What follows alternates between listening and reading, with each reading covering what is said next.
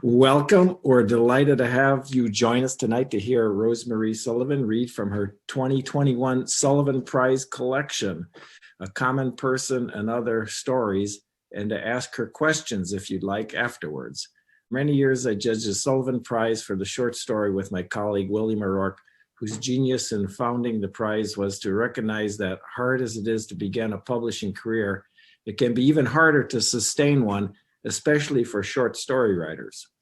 William has retired now, but the Sullivan Prize, published by the University of Notre Dame Press, is still limited to those who have already published at least one volume of stories, which means, in practical terms, that this is a heart tug prize for the judge. Most of our entrants are well deserving of a lifetime of publishing, many of them prize winners already. R.M. Kinder is no exception to that rule. She has won 2 major prizes when she entered this year's competition. A Near Perfect Gift was winner of the University of Michigan Press Literary Fiction Award, and Sweet Angel Band won the Willa Cather Award Helicon 9 editions. A writer, editor, teacher, and musician, she's also published 2 novels, An Absolute Gentleman from Counterpoint and The Universe Playing Strings from the University of New Mexico Press. Madison Smartt Bell has called her stories extraordinary. Larry McMurtry has praised them for being delicately felt and gracefully written. But none of those prior endorsements prepared me for the way I savored her manuscript as I read through it. Clearly the work of one sensibility, each story nonetheless seemed to spring up out of its own need to find its own most graceful form and voice to tell this story. The title story, A Common Person, begins as mild-mannered realism and then burrows deeply and rebelliously into our national psyche as it explores our security and surveillance state. Other stories dance along the outer edges of realism or veer off into such fully explored consciousness that we might be exploring the surface of the moon inch by inch. So new does this territory look. What strikes me over and over rereading this collection is how deeply Kinder respects the vulnerable character she creates and to what clear account she holds the bullies. Her stories are richly peopled, but they're also richly animaled. Her universe is full of interesting ideas that all breathe life. It's a great pleasure to welcome her tonight. So we're all going to welcome R.M. Kinder and look forward to having you read. Thank you. I want to have my own little introduction. I am very honored that my collection of short fiction was chosen by the Creative Writing Department for the Richard Sullivan Short Fiction Award. I'm very honored that you welcome here tonight to read from my work. This past year, which has been dark in so many ways, as most of us know, all of us know, I had the constant pleasures of anticipation and preparation, looking forward to spring and the release of this book. I was astonished at the smoothness of the process. I was contacted by first one person, then another, like fairy creatures announcing themselves and telling me about the next step, such as copy editing, choosing the cover. Everyone was professional, warm, thorough.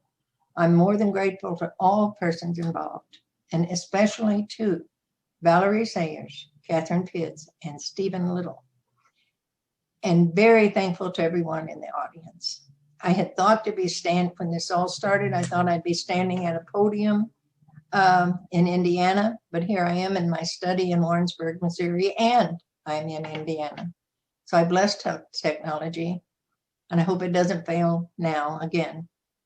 There are 17 stories, and I'm going to read short sections from probably 3 and maybe 4, very short. You don't get the feel of a whole story that way, but you get a flavor of the variety of the book and some themes that I'm interested in.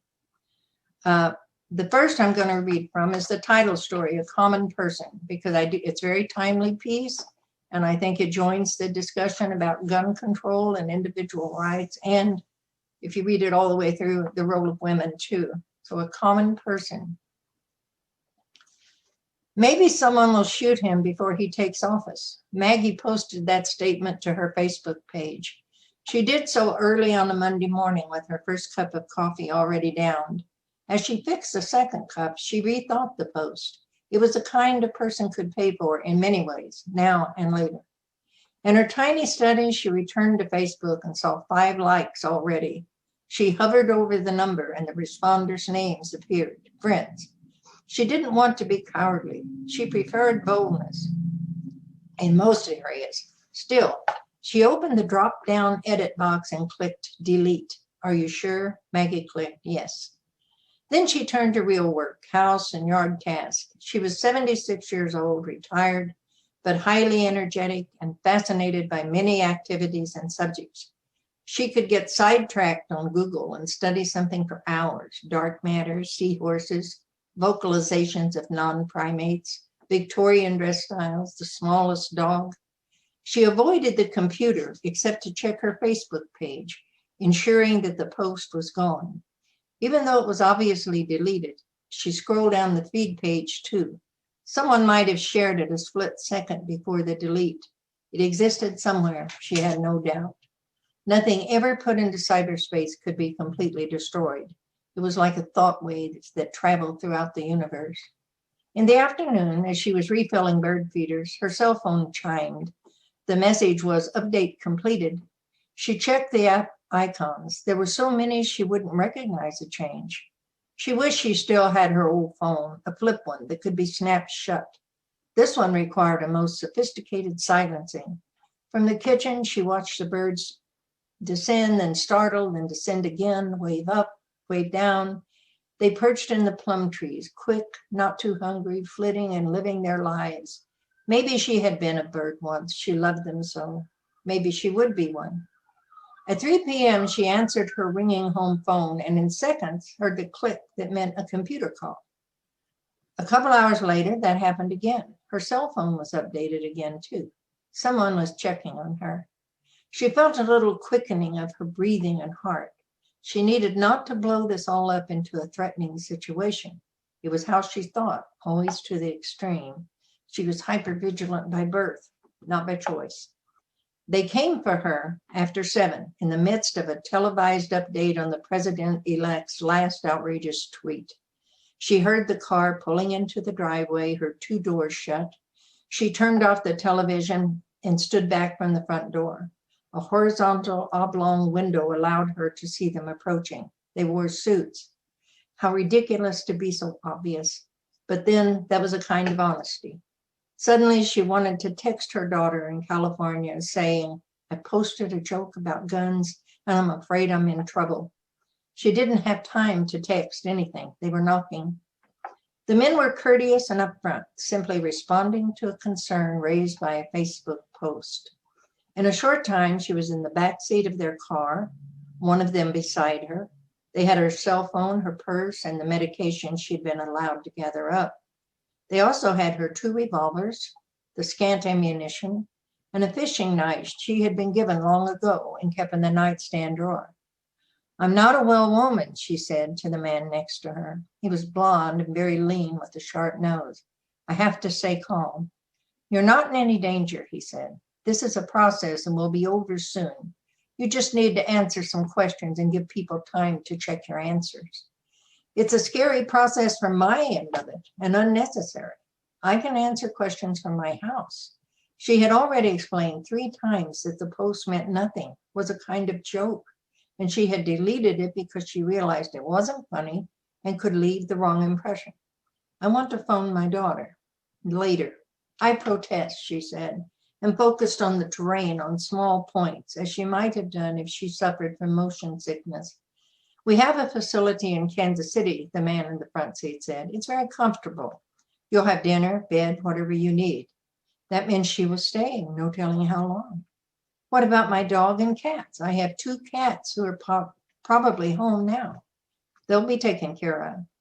The need to cry and run swelled in her chest, so she gulped for air but didn't turn her head away from the window. They passed deep fields, twilight softening the shapes into shadows. Fireflies flickered. She saw a mare and Colt saw cattle.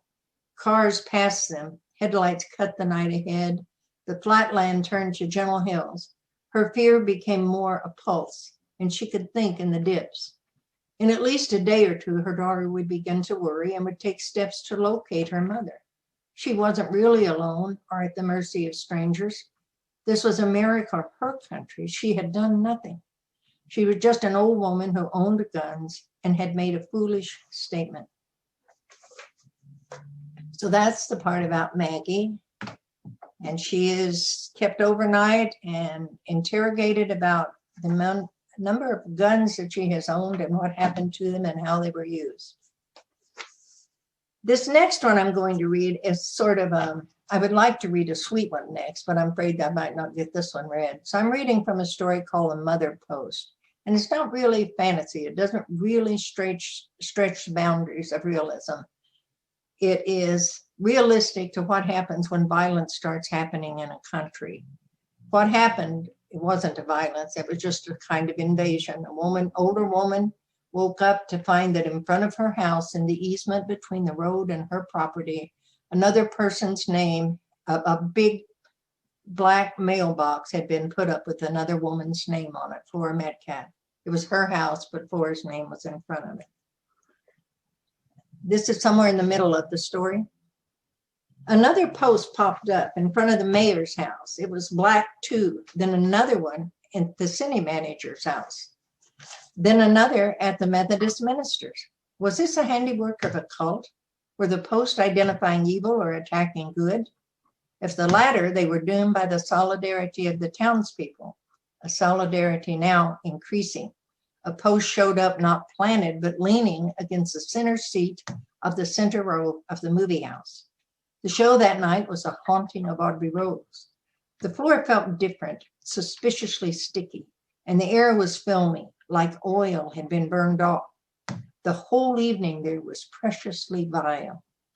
Some teenagers from Dexter claimed the theater post, passing the word that they had slipped it in through an exit. Just wood, they claimed, no slimy stuff.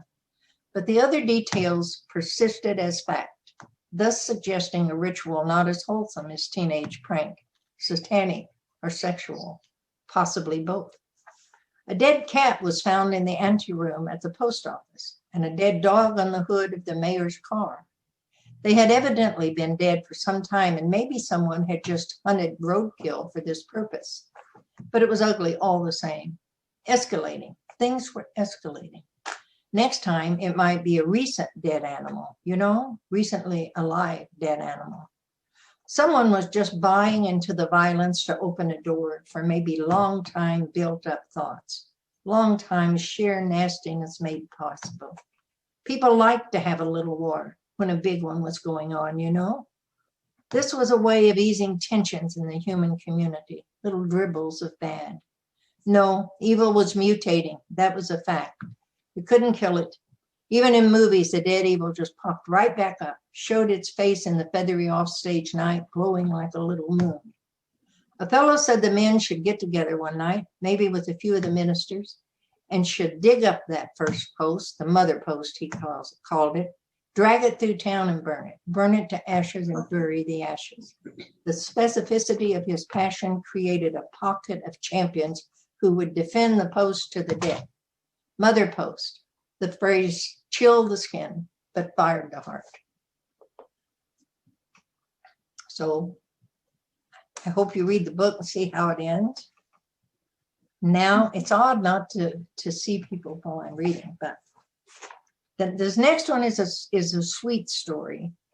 And it wasn't published till it showed here. And it's really about a boy and his dog, which could be schmaltzy. The character here is named Milos. He's 12 here. Milos appears in a lot of my other fiction and as a young man, but this is a story about him as a boy. And it's starting, he has seen a dog having to live outside that used to live in the house of a neighbor. This is mid-story. On Sunday afternoons, his family often went to a big hall where they helped cook and serve food and lead dances and listen to music.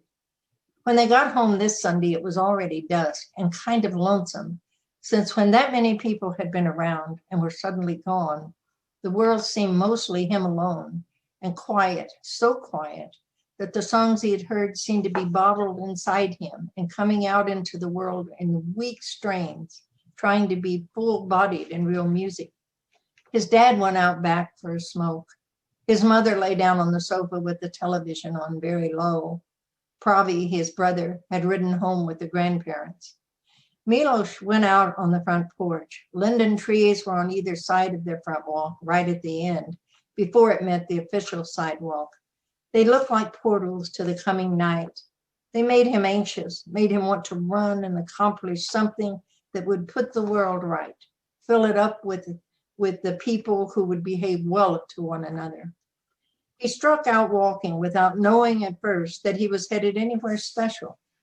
But when he was striding up Jefferson, he knew, and he tried to focus on exactly what he must do. He thought perhaps he had to steal the dog, or shoo it away, or just crawl into its shelter and take up residence with the ignored creature. He went to the house's front door instead. At his knock, he heard inside a yipping that he found annoying, high and kind of fading. A man opened the door. He was a normal kind of guy, about the size of Milos's dad, only with a round belly and balding. The mustache was partly gray. "Hello," the man said. "I've been expecting you. I heard you'd been coming around. I guess you're wanting to get that dog from me." Milos was startled. "I can't have a dog," he said. It hadn't occurred to him to ask, to challenge a rule established long ago. "My mom and dad say no animals in the house. We haven't got a fence. Neither do we. So if that's not what you wanted, what is it?" Milos looked at the little yapper that, though not barking, wasn't happy, sort of drawn back, ready to take offense and give injury. "I wanted to tell you that you shouldn't leave the other dog, the big one, out there by himself. He wants to be up here. He wants to live in the house the way he used to. He can't. He tore up an entire floor. He chewed through it and ripped up over 5 square feet of carpet on the other side of the door. You could play with him or take him for walks, or," he thought rapidly, "get a muzzle for him. Or there's a pen that goes in the house or the garage." The man was getting irritated, though Milos didn't feel threatened exactly, just that he had overstepped a boundary, which he knew anyhow. "The dog can't understand. I see him looking up the hill at your back door. It breaks my heart," he said, using his mother's words, and now his words too, though he wouldn't have chosen them. "I see. Do your parents know you're over here?" "No." "What's your name?" "Milos Lukovich." "Your folks in the phone book?" "Yes." "I'm going to call your parents. Just a minute. You stay here." He didn't wait. He ran around the side of the house and toward the slope. But the sheer pain of that animal down there, driven to some kind of crazy behavior that drove its beloved owners away, was more than he could endure right now. He couldn't help it. Much as he wanted to, he couldn't. He ran home instead, and the dog's owner had called. "The animal's not happy," Milos's father said. "Maybe true, but its life could be worse. The owner says he doesn't hunt anymore, and he doesn't want to put the dog in the pound. Sometimes he takes it to a friend's property and lets it run. The animal gets special time, okay? Everything evens out. Maybe you should offer to take the dog for walks." "I could do that. I want to." "Okay, good. Now think of this. If you start it, you have to keep it up. You can't have that dog looking for you every day and you not come. Instead of looking at the back door, it would look for Milos. It would wonder, where is that boy? Why can't I go home with him? Why can't I sleep with him? Shouldn't he feed me too? Shouldn't I eat under his table? You see, you start something big, something less is not enough." Milos's mother was standing by her husband now, hand on his shoulder. She was small and slender, and to Milos extraordinarily beautiful. He didn't know another mother who had the grace and charm of his, had that soft voice and the touch that could quiet night fears and ease illnesses. "I'll walk him," he said. "I won't fail him." I'm going to pause and see how much time I have left. I have a timer here. I never started my timer. So I will read a very short passage from another story and stop. This is from a story called A Fragile Life. A woman bought a parakeet to try to warm the tension between her and her daughter. They're estranged because of a divorce. I'm just going to read a very short paragraph. As far as Amelia could tell, Mariana never looked at the bird cage. She might, when urged, look toward it, but never at it. Amelia's attempted conversation about the creature elicited only silence and that impassive, tense withholding that was another trait of Nick's family, as if they held back the most powerful part of themselves.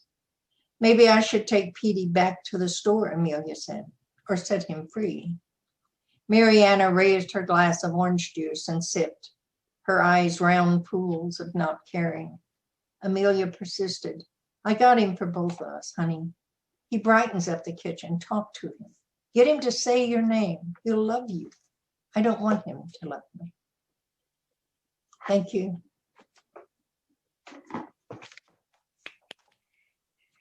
Rosemary, Thanks. Oh, Valerie, you're back. Valerie, back or in, finally. Thanks. I listened to most of it on the phone, and thank you for the beautiful and way too short reading. It was lovely, but it gives us plenty of time for questions. Good. And we'll let people start in one of two ways.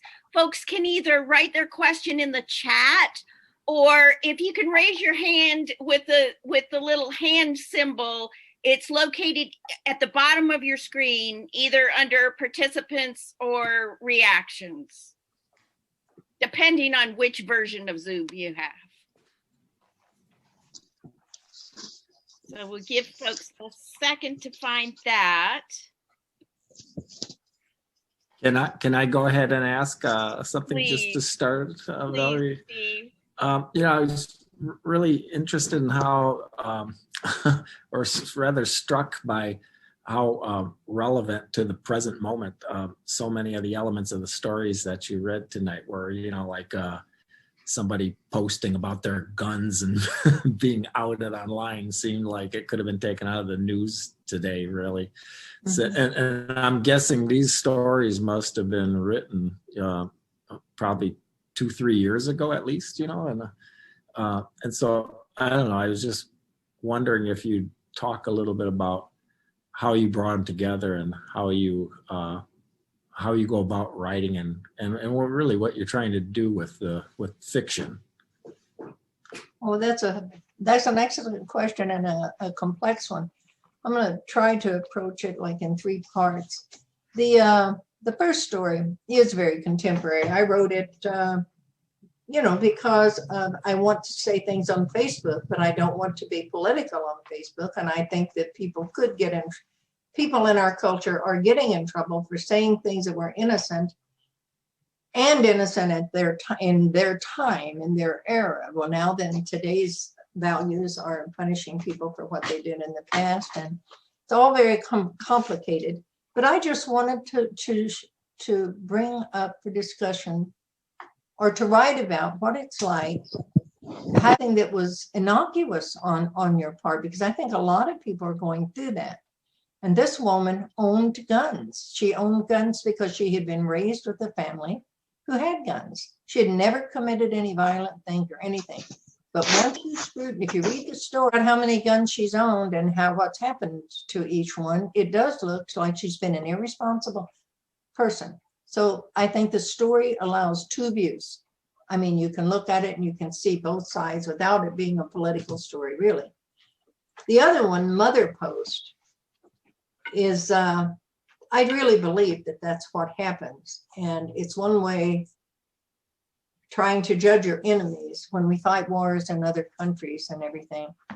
People always blame the enemy for atrocities, such as they bake babies in microwaves, or they do things like that. And maybe these things are done and maybe they're not done. But it is certainly true that violence and ugliness in one part of the world, or something that affects a person, brings it out in other people. And their myths and their rituals and their conversation, their interpretation of things has to include this greater world of war. And they make up stories and things that explain it, or that satisfy the spleen in their heart or something. And so I write from things that interest me, and our current situation interests me in so many ways. And there are many writers that can write about it in a more elevated way, to the point way, but I write it the way I can, with rural people and characters usually. Did that answer you? Yeah, thank you. That was great. And thanks for the reading as well. Thank you. If you're else? having trouble finding the little hand, feel free to just raise your hand, and I'm kind of cruising the screens to see if I can locate hands. Meanwhile, I'll ask one, Rosemary, that you and I have talked about it before, but I find it kind of fascinating that some of your stories are what we would call realism. They always play with realism in a way I find very interesting. But some of them just seem to skid right off almost into another zone. And I'm intrigued by when you make the call to go into that other zone, and when you decide to pull back into realism. Well, even when my stories in this collection and in all of these collections, when it goes into what seems to be a fantasy world, something a little bit supernatural, or it's because, to me, that is realism. Like the story I just discussed, the things that these people, these communities come up with, the beliefs that they come up with, what they think happened, is so far-fetched that that's supernatural. That's like, it's stretching realism.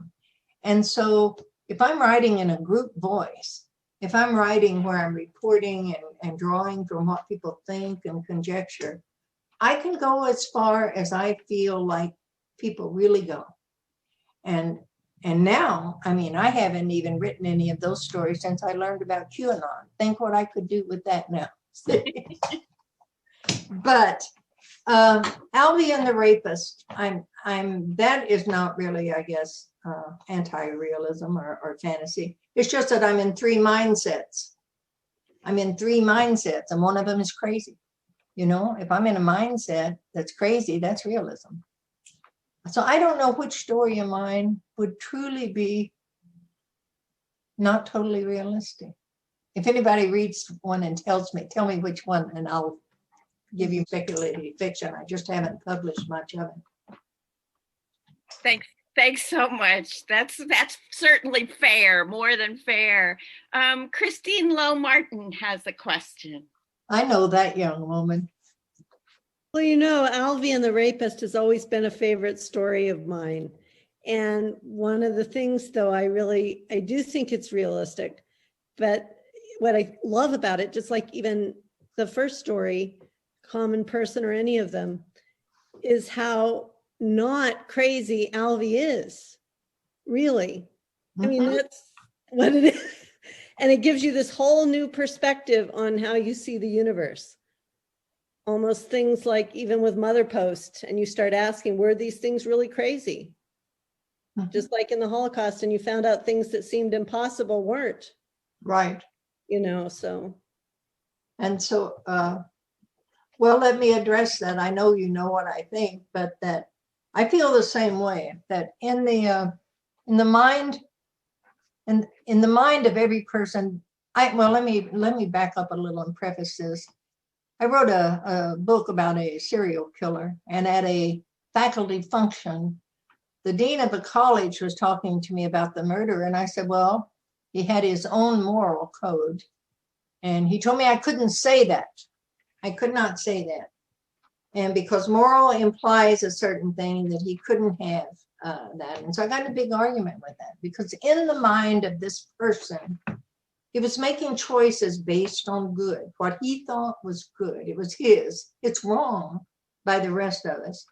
But every time you're in and that's why it's hard for me to write about a villain and really hate them, really make them look bad.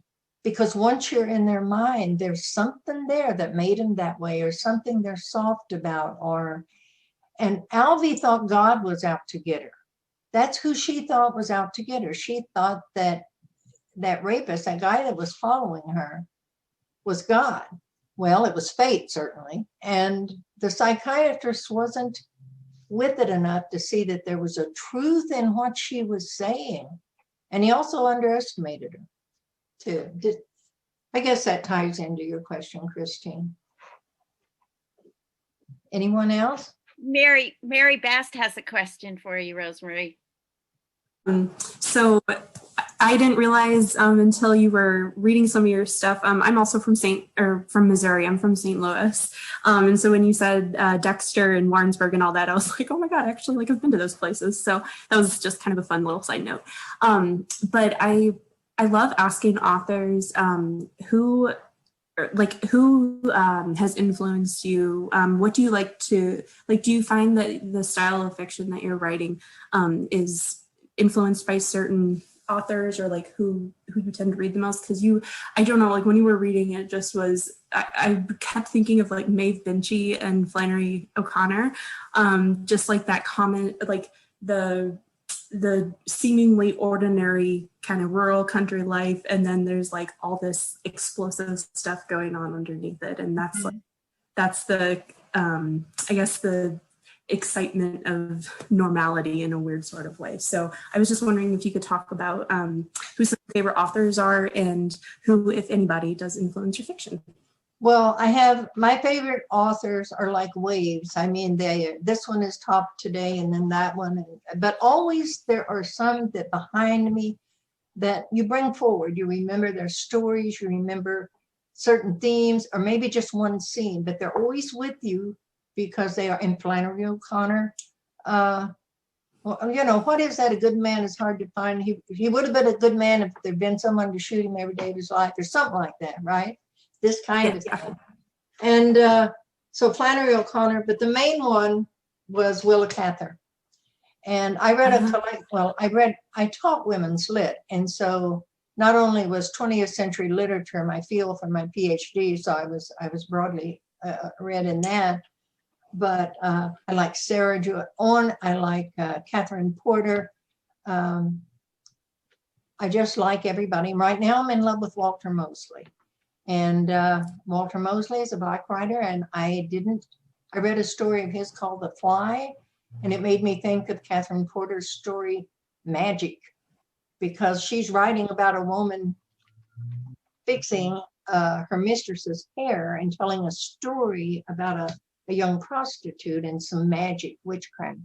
Well, there wasn't any magic or witchcraft. You're talking about levels of society, culture, oppression, keywords, things that let you know what's really going on. And that's what's happening in The Fly, and that's what happened in Catherine Porter's Magic.